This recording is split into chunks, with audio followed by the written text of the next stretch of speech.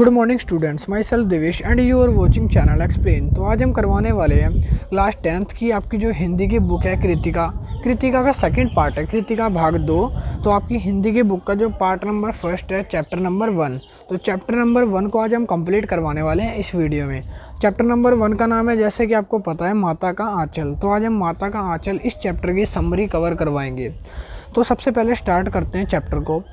माता का आंचल नामक पाठ में लेखक माता पिता के स्नेह और शरारतों से भरे अपने बचपन को याद करता है।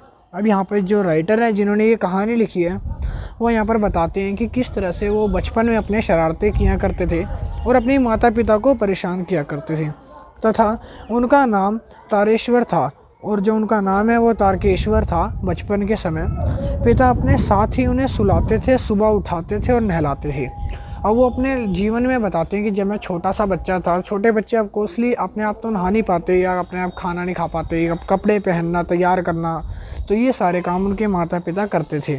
वे पूजा के समय उसे अपने पास बिठाकर शंकर जी जैसे तिलक लगाते और खुश कर देते थे। अब लेखक यहाँ पे बताते हैं कि जब मैं छोटा बच्चा था तो मुझे पूजा करना काफ़ी ज़्यादा पसंद था। जो शंकर जी हैं, शंकर भगवान हैं, उनकी पूजा भोलेनाथ की वो करा करते थे।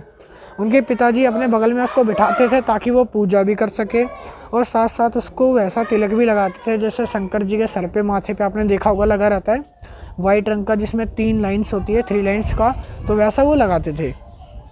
आगे वो बताते हैं, लेखक आईने में बड़े बड़े बालों के साथ अपना तिलक लगाकर चेहरा देखता था। अब लेखक जो है शंकर जी के जैसा तिलक लगाता था और अपने चेहरे को शीशे के अंदर देखा करता था कि मेरा चेहरा जो है वो कैसा लग रहा है। और आगे लेखक बताते हैं कि वो अपने पिता के मुस्कुराते लगते और उसके जब पिता को दिखाता तो उसके जो पिताजी हैं वो मुस्कुराने लगते उसके चेहरे को देखकर और शर्मा जाता था। और इसी को देखकर फिर जो लेखक है वो शर्मा जाता है। पूजा के बाद पिताजी ने फंदे पर बैठाकर गंगा में मछलियों को दाना खिलाने के लिए जाते थे। अब जो लेखक है उसके पिताजी उसको मछलियों का दाना खिलाने लेकर जाते थे, मछलियों को दाना खिलाने लेकर जाते थे। अब वो दाने लेकर जाते थे एक झील के किनारे जहाँ पर काफ़ी सारी मछलियाँ होती हैं, तो वहाँ पर वो जाया करते थे। आगे बताते हैं, और राम नाम लिखी पर्चियों पर लिपटी आटे की गोलियाँ गंगा में डालकर लौटते हुए उसे रास्ते में पड़ने वाले पेड़ों के डालों पर झुलाते भी थे।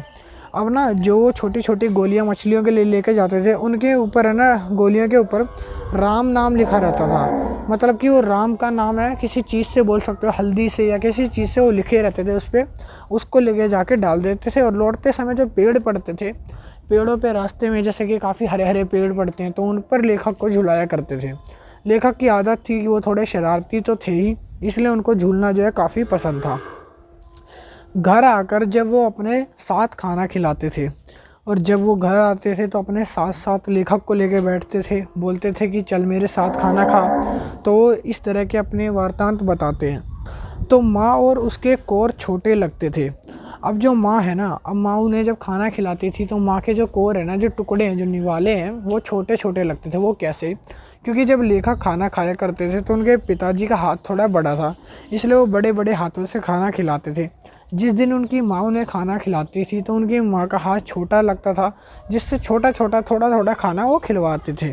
तो इसलिए उन्होंने कहा है कि जो माँ के कोर हैं वो छोटे लगते थे। वे पक्षियों के नाम के निवाले कोर बनाकर तथा उन पर उड़ने वाली डर बताती थी।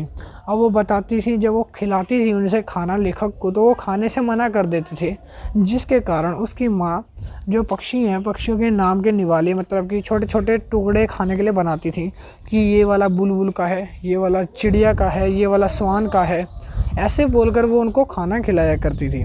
और वो पक्षियों के नाम सुनकर वो उन कोरों को आसानी से खा लेते थे। अब उनकी माँ बोलती थी कि जल्दी से इन कोरों को खा ले, मतलब ये चिड़िया वाला खा ले, वरना चिड़िया जो है उड़ जाएगी। और इस तरह से वो उनको खिला देती थी खाना बनाकर। अब वो तो जो आगे लेखक हैं वो अब बताते हैं, खाना खाकर बाहर जाते हुए माँ ने उसे झपट कर पकड़ लेती थी। अब जब वो खाना खाने के बाद बाहर को जाते थे तो उनकी माँ उन्हें पकड़ लेती थी। रोते रहने के बाद भी बालों में तेल डालकर कंघी कर देती थी। अब लेखक जो छोटे थे तो उनकी जो माँ है वो क्या करती थी, उनके बालों में ज़बरदस्ती पकड़ लेती थी, क्योंकि उनका जो बच्चा है वो बीमार ना पड़ जाए, या फिर उनके बालों में होती ना वो डैंड्रफ से हो जाते हैं, तो डैंड्रफ ना हो जाए, इस कारण वो उनको पकड़ कर उनके बालों को अच्छे से मसल कर रगड़ रगड़ कर और तेल लगा के कंघी कर देती थी। अब तेल लगाने के बाद वो रोना चालू करते हैं, क्योंकि जब बालों में तेल लगाया जाता है, बालों को खींचा जाता है, छोटे बच्चों की तरह मालिश करी जाती है, तो वो काफ़ी रोते थे। कुर्ता टोपी पहनकर चोटी में फूलदार लट्टू लगा देती थी। अब वो बोलती थी कि जो चोटी है, जब वो उनकी चोटी बनाती थी, बाल उनके थोड़े लंबे थे, तो उसमें फूलदार एक चोटी सी बना कर लपेट देती थी, जो कि काफ़ी अच्छी लगती थी। बुरी नज़र से बचाने के लिए काजल की बंदी लगाती थी। अब वो बोलते हैं कि जो काजल है, काला होता है काजल, सुरमा जिसको बोलते हो आप लोग, तो काजल की बिंदी एक उनके माथे पे लगा देती थी, ताकि जो उनके बाल हैं या उनके जो शक्ल है, तो चेहरा जो था काफ़ी गोरा होने के कारण नज़र ना लग जाए, इसलिए वो बिंदी लगाया करती थी। अब आगे वो बताती हैं, उनके पिता के पास छोड़ देती थी और बोलती थी, जा ठीक है, अब नहला दिया मैंने, अब तू खेल ले। वो वहाँ खड़े अपने मित्रों को देखकर रोना भूल खेलने में लग जाता था। और जब वो रोता रहता है, जब उसकी माँ उनको तैयार करती है, लेखक को, और बोलती है, ले ठीक है, अब तुझे तैयार कर दिया, अब तू जा और जाकर खेल ले। और उस समय वो अपना जो रोना होता है, रोना की जो एक्टिंग कर रहे होते हैं, वो भूल जाते हैं और फिर जाते हैं अपनी माँ के साथ, वो खेलना शुरू कर देते हैं। आगे वो बताते हैं, पिताजी उसको बहुत लाड करते थे। जो उनके पिताजी थे वो काफ़ी अच्छे थे। वो ऐसे बताता है कि मेरे जो पिताजी हैं वो काफ़ी ज़्यादा लाड प्यार करते थे। वो कभी भी हाथों का चुम्मा लेते, कभी दाढ़ी मुंह गड़ते, कुश्ती खेलते और बार बार हार जाते। वो बताते हैं कि जो उसके हाथ हैं, वो छोटे छोटे बच्चों के कैसे हाथ होते हैं ना, मुलायम मुलायम से, तो वैसे लेखक के हाथ थे। तो उसके जो पिताजी हैं वो उनके हाथों से बार बार चूमते थे, चुम्मा लेते थे, जिसको इन्होंने बोला है। और इसी तरह से कभी कभी वो खेल के अंदर अपनी दाढ़ी मूछ जो गड़ाते थे। अब जब देखा होगा आपने, जो बड़े आदमी होते हैं, जैसे डैड लोग होते हैं, तो पापाओं की दाढ़ियाँ जो होती है, जब वो शेव करा लेते हैं तो थोड़ी थोड़ी चुभती है वो, ठीक है, तो वो दाढ़ियाँ जानबूझ के उनके गाल पे चुभाते थे। छोटे बच्चों के गाल सॉफ्ट होते हैं, तो उसमें चुभाया करते थे, जिससे लेखक को गुस्सा आ जाता था। मतलब छोटा सा तो पसंद नहीं था। कुश्ती खेलते थे। अब जो उसके डैड हैं उसके साथ वो कुश्ती करने लग जाते, लड़ाई वड़ाई, और हर बार वो हार जाते और ये दिखाते कि तू जीत गया और मैं जो हूँ हार जाता हूँ। घर के सामने ही खेलने जाने वाली मिठाई की दुकान में खेल को 2-4 गोरखपुरिये पैसे देकर शामिल हो जाते। कहते हैं कि घर के जो सामने खेलने वाले मिठाई की दुकान में ना 2-4 पैसे देते और वहीं पे वो शामिल हो जाते, वहाँ पे भी वो खेलने लगते। घरौंदे में खेलने में खाने वाली तथा पंक्तियों में आकर वे चुपके से बैठ जाने पर जब लोगों को खाना से पहले ही उठा दिया जाता था, तो वे पूछते कि भोजन पेपर कब मिलेगा। अब वो पूछते, जब वो खाना खाने बैठते थे तो पहले उनको खाना खिलाया जाता, तो वो पूछते खाना कब मिलेगा, और वहाँ पे वो लाइन में सारे दोस्त मिलकर बैठ जाया करते थे। बारात के खेल में जब दुल्हन की विदाई होती, तो वो मतलब इस तरह से खेल खेलते थे। जो छोटे बच्चे होते थे, जैसे कोई मिठाई की दुकान वाला खेल खेलना पड़ गया, कभी वो बारात शादी वाला खेलते थे कि एक बच्चा उसमें से शादी में बारात में दूल्हा बन के आएगा, एक को दुल्हन बना दिया, और वो ऐसा खेल खेला करते थे। आगे वो बताते हैं, तो चूहेदानी की पालकी में पिता दुल्हन के मुख के कपड़े हटाकर देखते, और वहाँ पे उन्होंने क्या करा, पालकी जो होती है, पालकी को चूहेदानी की जो पालकी होती है, चूहेदानी का पिंजरा जो होता है पकड़ने वाला, उसको पालकी बनाते थे, सर पे रख कर चलते थे, बोलते ये दुल्हन का पिंजरा है, मतलब दुल्हन इसमें बैठकर आती है। देखते ही देखते बच्चे वहाँ पर हंसने लगते। जो बाकी बच्चे हैं वो धीरे धीरे हंसना चालू करते उसको देखकर। वो ऐसा बोलते हैं, खेती के खेल में पै फसल आने पर, अब यहाँ पे उन्होंने बताया वो खेती का खेल भी खेलते थे। खेती का खेल आने पर, पै फसल आने पर पूछते कि खेती कैसी रही। अब जब वो घर पे जाते हैं तो उनसे सारे लोग पूछा करते कि आज की खेती कैसे रही, क्योंकि वो खेती वाला खेलते थे, तो सारे यही पूछते हैं कि आज जो खेती करी है वो कैसे करके आया भाई, पानी वानी डाला। तो ऐसा वो चढ़ाया करते थे लोग उनको खेल के हिसाब से। लेखक मित्रों के साथ आसपास के छोटे सामान में जुटाकर तथा इनकी रुचि से खेलते थे। अब जो आसपास या घर में जो छोटे मोटे सामान पड़े रहते हैं, जो ख़राब वेस्टेज हो जाते हैं, लेखक उन्हीं को समेट लेते थे। उन्हीं को समेटने के बाद उन्हीं से अपने खेल की सामग्री बना लेते थे। अभी मान लो कभी घर में छोटी मोटी बोतलें पड़ी हैं खाली, तो वो बोतलों को इस्तेमाल कर लेते। कभी कोई धागा पड़ा है, कंघी पड़ी है, कंघी से कुछ बना देते। जैसे चूहेदानी से इन्होंने क्या बनाया था, डोली।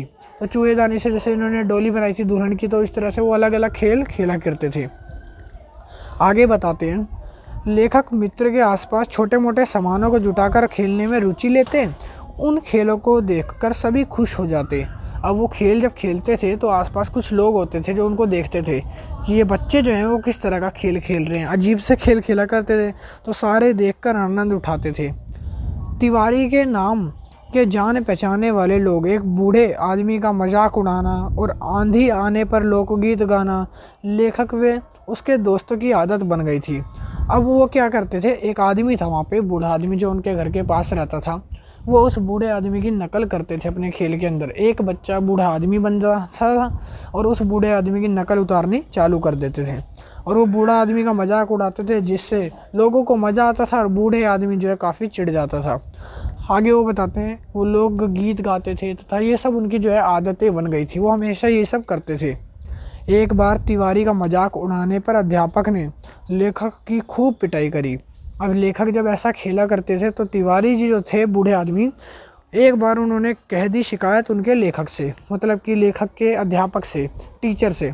अब अध्यापक जी ने लेखक को पकड़ा और पूछा, क्यों भाई, क्यों उड़ाते हो तुम तिवारी जी का मजाक? वो इतने बुजुर्ग आदमी है, तुम उनका मजाक उड़ाकर भागते, अच्छी बात थोड़ी है। तब उनके जो अध्यापक थे उन्होंने काफ़ी पिटाई लगाई। अब लेखक जो बचपन में काफ़ी पिटे भी थे।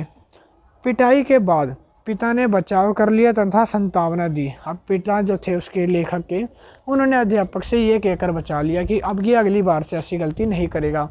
बचाने के बाद उसको समझाया और संतावना दी, मतलब कि उसको आश्वासन दिया कि ये चीज़ गलत है, तो ऐसा मत करा कर। आगे लेखक कहाँ मानने वाले थे अपनी शरारतों से। पिताजी द्वारा घर ले आते समय मित्रों ने मिलने पर उसे खूब सब कुछ भूल गया। अब जब वो घर पे आते हैं तो अपने दोस्तों से मिलता है और सब कुछ फिर से भूल जाता है और खेतों में चिड़िया को पकड़ने की कोशिश करने लगते हैं। और वो फिर से सब कुछ भूल के उसके पिताजी बोलते हैं, जा खेत में देखिए एक बार क्या हो रहा है। खेत में जाते और अपनी वहाँ की चिड़ियाएँ जो हैं उनको उड़ाना, फिर से भगाना चालू कर देते थे। चिड़ियाओं के उड़ जाने के बाद एक टीले पर आगे बढ़कर चूहे के बिल में आसपास पानी भरना या पानी डालना चालू करते। अब लेखक जो हैं वो बहुत ज़्यादा शरारती हैं, मैंने बताया था जैसे आपको। अब वो आसपास खेतों में जो चूहे होते हैं फसलों को ख़राब करते हैं, चूहों के बिलों में घुस जाते हैं और बिलों में घुसने के बाद वो ये देखते हैं कि आसपास जब वो चूहे के बिल में घुसते हैं तो चूहे ना पानी डालने से निकलते हैं बाहर बिलों से, तो वो चूहे के बिलों में पानी घुसाना चालू करते हैं। जैसे जैसे वो पानी घुसाएंगे वैसे वैसे वो चूहे वहाँ से बाहर निकल के भागते। तो ये जो है उनका मन पसंदीदा काम एक बन गया था। तथा उसमें से सांप भी निकल आते थे। कभी कभी वो डर के मारे भाग जाते थे, क्योंकि सांप जो है बिलों में से निकलते थे जब पानी डलता था, क्योंकि वो सांप जो है चूहे को खाने के लिए घुस जाते थे। डर के मारे लुढ़क कर गिरते पड़ते हुए लेखक लहूलुहान स्थिति में जब घर भाग जाते। जो लेखक और उसके दोस्त हैं, जब वो देखते कि चूहों के यहाँ पे बिल में जो है पानी डाल दिया गया, तो लहूलुहान जो होते थे वो सारे के सारे घर भाग जाते थे फटाफट से डर के मारे। अब आगे लेखक बताते हैं कि और जो सामने पिताजी बैठे देखा, और अगर उन्होंने देख लिया कि पिताजी सामने बैठे हैं, पिता के साथ सदा ही अधिक समय बिताने के बाद उन्हें अंदर जाकर माँ की चिपटने और सुरक्षा महसूस होती थी। अब लेखक बताते हैं कि जब हम पिता को देखते थे तो इस बात का डर लगता था कि पिता ने देख लिया खून निकल रहा है पैरों में तो और मारेंगे, और ज़्यादा मार देंगे, कि पहले ही एक तो चोट लगवा क्या है, और वो देखते कम थे मारते। इसलिए वो भाग कर अपनी माँ के पास जाकर छुप जाते हैं, क्योंकि माँ ही एक ऐसी चीज़ है, ऐसी जगह है जो वो बचाती थी लेखक को और सबसे ज़्यादा समझती थी। माँ ने घबराते हुए अपने आंचल से उनकी धूल साफ़ कर दी और हल्दी लगाई। जो चोट लगी रहती थी, जो खून निकलता था, माँ उसको साफ़ करके हल्दी लगाती थी, उसको साफ़ कर देती थी, ताकि जो बच्चा है वो साफ़ सुथरा हो जाए, बच्चा जो है गंदा ना दिखाई दे। परंतु लेखक को जब माँ की ममता पिता से प्रेम से बढ़कर लगने लगी और लेखक धीरे धीरे सोचने लगे कि जो माँ है वो पिता से ज़्यादा प्रेम करती है मेरे को और पिता से ज़्यादा समझती है, तो उनका लगाव जो है माँ के प्रति धीरे धीरे बढ़ता चला जाता है। तो यहाँ तक आपका चैप्टर था। ये चैप्टर जो है आपका यहीं पे ख़त्म हो जाता है। आई होप आपको वीडियो अच्छी लगी होगी, तो चैनल को लाइक शेयर एंड सब्सक्राइब करते जाना। इसी तरह की वीडियो आपको इस चैनल पे मिलती रहेगी। अभी के लिए इतना ही। Thank you and bye bye.